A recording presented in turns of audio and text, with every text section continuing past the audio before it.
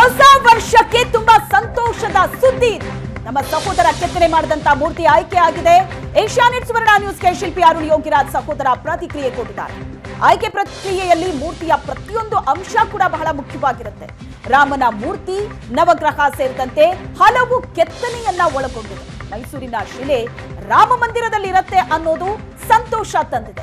ಹಗಲು ರಾತ್ರಿ ಕಷ್ಟಪಟ್ಟು ಬಾಲರಾಮನ ಮೂರ್ತಿಯನ್ನ ಕೆತ್ತನೆ ಮಾಡಿದ್ದಾರೆ. ರಾಮನ ಮೂರ್ತಿ ಕೆತ್ತನೆ ವೇಳೆ ಆಹಾರ ಪದ್ಧತಿಯನ್ನು ಕೂಡ ತನ್ನ ಸಹೋದರ ಬದಲಾಯಿಸಿದ್ರು ಅಂತ ಏಷ್ಯಾನೆಟ್ ಸುವರ್ಣ ನ್ಯೂಸ್ಗೆ ಶಿಲ್ಪಿ ಅರುಣ್ ಯೋಗಿರಾಜ್ ಸಹೋದರ ಪ್ರತಿಕ್ರಿಯೆ ಕೊಟ್ಟಿದ್ದಾರೆ. ಇದು ರಾಜ್ಯದ ಜನ ಹೆಮ್ಮೆ ಪಡುವಂತ ವಿಚಾರ. ಅದರಲ್ಲೂ ಕೂಡ ಸಾಂಸ್ಕೃತಿಕ ನಗರಿ ಮೈಸೂರಿನ ಜನ ಅತ್ಯಂತ ಖುಷಿ ಪಡ್ತಕ್ಕಂಥ ವಿಚಾರ. ಏನು ಶತಮಾನಗಳ ಹೋರಾಟದ ನಡುವೆ ಈಗ ಅಯೋಧ್ಯೆಯಲ್ಲಿ ರಾಮ ಮಂದಿರ ನಿರ್ಮಾಣ ಆಗ್ತಾ ಇದೆ. ಅಯೋಧ್ಯೆಯಲ್ಲಿ ನಿರ್ಮಾಣ ಆಗ್ತಾ ಇರ್ತಕ್ಕಂಥ ರಾಮ ಮಂದಿರಕ್ಕೆ ಪ್ರತಿಷ್ಠಾಪನೆ ಆಗ್ತಾ ಇರ್ತಕ್ಕಂತಹ ಬಾಲರಾಮನ ಮೂರ್ತಿ ಏನಿದೆ, ಬಾಲರಾಮನ ಮೂರ್ತಿಯನ್ನ ಮೈಸೂರಿನಿಂದ ಹೋಗಿರ್ತಕ್ಕಂತಹ ಶಿಲ್ಪಿಯವರು ಕೆತ್ತನೆ ಮಾಡಿರ್ತಕ್ಕಂಥ ಆ ಒಂದು ಮೂರ್ತಿ ಪ್ರತಿಷ್ಠಾಪನೆ ಆಗ್ತಾ ಇದೆ ಅನ್ನೋದು ಬಹಳ ಖುಷಿ ಕೊಡುವಂತ ವಿಚಾರ. ಈ ಒಂದು ವಿಚಾರವನ್ನ ಹಂಚ್ಕೊಳ್ಳಿಕ್ಕೆ ಈಗ ಮೈಸೂರಿನ ಕಲಾವಿದರಾಗಿರ್ತಕ್ಕಂಥ ಅರುಣ್ ಯೋಗಿರಾಜ್ ಏನಿದ್ದಾರೆ, ಅವರ ಸಹೋದರ ನಮ್ಮ ಜೊತೆಗಿದ್ದಾರೆ. ಅವ್ರನ್ನ ಮಾತಾಡ್ಸೋಣ. ಸರ್, ಈ ಒಂದು ವಿಚಾರವನ್ನ ಕೇಳಿ ತಮ್ಗೆ ಅನಿಸುತ್ತೆ? ಸರ್, ಇದು ಜಾಯಮಾನದಲ್ಲೇ ಖುಷಿಯಾಗಿರುವಂಥ ವಿಚಾರ. ಇಡೀ ಒಂದು ಹೊಸ ವರ್ಷಕ್ಕೆ ಹೊಸದೊಂದು ಶುಭ ಸಮಾಚಾರ, ಸಂತೋಷದ ವಿಚಾರ ಅಂತ ಹೇಳಕ್ ಇಷ್ಟಪಡ್ತೀನಿ. ಅರುಣ್ ಅವರು ಏನಾದ್ರು ನಿಮ್ಗೆ ಫೋನ್ ಮಾಡಿದ್ರಾ? ಇಲ್ಲ ಸರ್, ಬೆಳಿಗ್ಗೆ ಮಾಡಿದಾಗ ತಿಂಡಿ ತಿಂತಾ ಇದೀನಿ, ಬ್ಯುಸಿ ಇದ್ದೀನಿ ಅಂತ ಹೇಳಿದಷ್ಟೇ. ಆಯ್ಕೆ ಪ್ರಕ್ರಿಯೆ ನಡೀತಾ ಇದೆ ಅಂತ ತಿಳಿದಿತ್ತು. ಈಗ ನೀವು ಬಂದು ಒಂದು 10 ನಿಮಿಷದಿಂದ ನಮ್ಮ ತಾಯಿಯವರು ಒಂದು ಕಣ್ಣಲ್ಲಿ ಸನ್ನೆ ಮಾಡಿದ್ರು, ಆಯ್ಕೆ ಆಗಿದೆ ಅಂತ. ಇದಕ್ಕಿಂತ ಇನ್ನೇನು ಬೇಕು ಸರ್? ತಾವು ಕೂಡ ಕಲಾವಿದ್ರು. ಹೇಳಿ ಕೇಳಿ ಏನು ರಾಮಮೂರ್ತಿ ಅನ್ನೋದು ಇಡೀ ವಿಶ್ವದ ಗಮನ ಸೆಳೀತಾ ಇದೆ. ಅಲ್ಲಿ ಒಬ್ಬ ಬಾಲರಾಮನ ಮೂರ್ತಿಯನ್ನ ಪ್ರತಿಷ್ಠಾಪನೆ ಮಾಡುವಂತ ಸಂದರ್ಭದಲ್ಲಿ 3 ಮೂರ್ತಿಗಳನ್ನ ಒಂದೇ ತರದ ಮೂರ್ತಿಗಳನ್ನ ಮಾಡಿಸಿದ್ರು. ಆ ಮೂರ್ತಿಗಳಲ್ಲಿ ಆಯ್ಕೆ ಮಾಡಿಕೊಂಡಂತ ಪ್ರಕ್ರಿಯೆ ಹೇಗಿತ್ತು ಸರ್? ಸರ್, ಆಯ್ಕೆ ಪ್ರಕ್ರಿಯೆಗಳಲ್ಲಿ ಏನು ವಿಶೇಷ ಅಂಶಗಳನ್ನ ನೋಡ್ತಾರೆ ಅಂತಂದ್ರೆ, ರಾಮನ ಬಗ್ಗೆ ಹಾಕಿರ್ತಕ್ಕಂಥ ಒಂದು ದಶಾವತಾರ ಆಗಿರ್ಬೋದು, ಅದ್ರ ಜೊತೆಗೆ ಆ ಒಂದು ರಾಮನ ಅವಯವಗಳಾಗಿರ್ಬೋದು, ಒಂದು 13ರಿಂದ 14 ವರ್ಷ ರಾಮ ಹೇಗಿರ್ತಾನೆ, ಅವನ ದೇಹ ಸೌಂದರ್ಯ ಯಾವ ರೀತಿ ಇದೆ ಅನ್ನೋದು ತುಂಬ ಮುಖ್ಯವಾದಂಥ ಅಂಶ.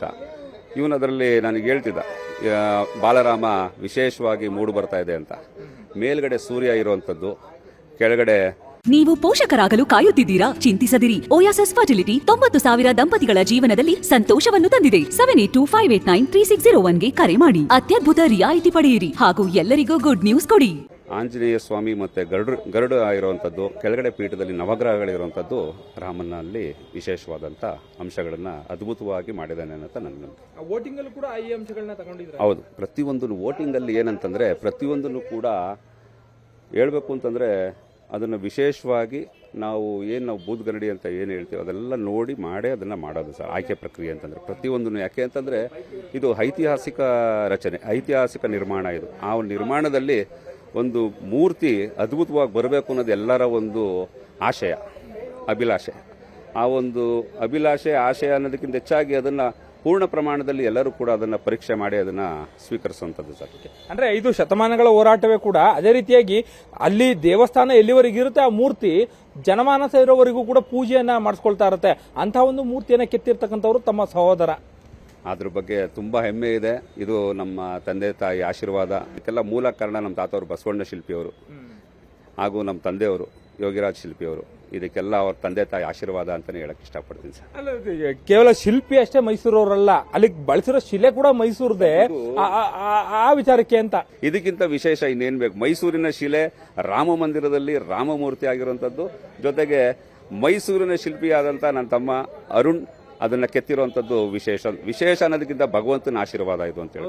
ಯಾಕಂತ ಹೇಳಿದ್ರೆ ಈಗ ಬಾಲರಾಮ ಅಂತ ಹೇಳಿದ್ರೆ ರಾಮನ ಇಲ್ಲಿವರೆಗೆ ನಾವು ಬಾಲರಾಮನಾಗಿ ನಾವೆಲ್ಲೂ ನೋಡೇ ಇಲ್ಲ. ಒಂದು ಕಲ್ಪನೆ ಮಾಡಿಕೊಂಡು ಆ ಒಂದು ಚಿತ್ರವನ್ನ ಅಂದ್ರೆ ಒಂದು ಶಿಲೆಯನ್ನ ಕೆತ್ತಬೇಕಾಗಿರುತ್ತೆ. 6 ತಿಂಗಳು ಇದಕ್ಕೆ ಶ್ರಮ ಅಂತ ಅವರು ಹೇಳ್ತಾ ಇದ್ರು. ಈ ಪ್ರೋಸೆಸ್ ಎಲ್ಲ ಹೇಗಿತ್ತಂತೆ? ಈ ಥಾಟ್ ಎಲ್ಲ ಹೇಗಾಯ್ತು ಸರ್? ಇದ್ರ ಮಾಹಿತಿ ಎಲ್ಲ ಅವನ ಹತ್ರನೇ ತಿಳಿಬೇಕು. ಹಗಲು ರಾತ್ರಿ ಕೆಲಸ ಮಾಡಿದ್ದಾನೆ, ಡೇ ಅಂಡ್ ನೈಟ್ ಶಿಫ್ಟ್ ಅಲ್ಲಿ ಕೆಲಸ ಮಾಡಿದ್ದಾನೆ. ಆಹಾರ ಪದ್ಧತಿಗಳೆಲ್ಲ ಚೇಂಜ್ ಮಾಡಿದ್ದ, ಬೇಕಾದಷ್ಟು ಶ್ರಮ ಪಟ್ಟಿದ್ದಾನೆ ಸರ್. ಅದ್ರ ಬಗ್ಗೆ 2 ಮಾತಿಲ್ಲ. ಕಡೆದಾಗಿ ಏನ್ ಹೇಳ್ತೀರಿ ಸರ್? ಕಡೆಯದಾಗಿ ಒಬ್ಬ ತಮ್ಮನ್ನ ಪಡೆದಿರೋದೇ ನಾವೆಲ್ಲ, ನಾನದ್ರಲ್ಲೂ ಪುಣ್ಯ. ಇಂಥ ಒಂದು ಅದ್ಭುತ ಕಾರ್ಯ ಭಗವಂತ ನಮ್ಮಲ್ಲಿ ಮಾಡಿಸೋದಲ್ಲ ಅನ್ನೋದು, ಆ ಭಗವಂತನಿಗೆ ಕೃತಜ್ಞತೆಯನ್ನು ಸಲ್ಲಿಸಕ್ಕೆ ಇಷ್ಟಪಡ್ತೀನಿ sir. Thank you so much sir. So ಇದು ಶಿಲ್ಪಿ ಅರುಣ್ ಯೋಗಿರಾಜ್ ಅವರ ಸಹೋದರರ ಮನದಾಳದ ಮಾತಾಗಿರ್ತಕ್ಕಂಥದ್ದು. ಕ್ಯಾಮ್ರಾ ಪರ್ಸನ್ ನವೀನ್ ಜೊತೆ ಮಧು ಎಂ ಚಿನ್ಕುರುಳಿ, SNN ಸುವರ್ಣ ನ್ಯೂಸ್, ಮೈಸೂರು.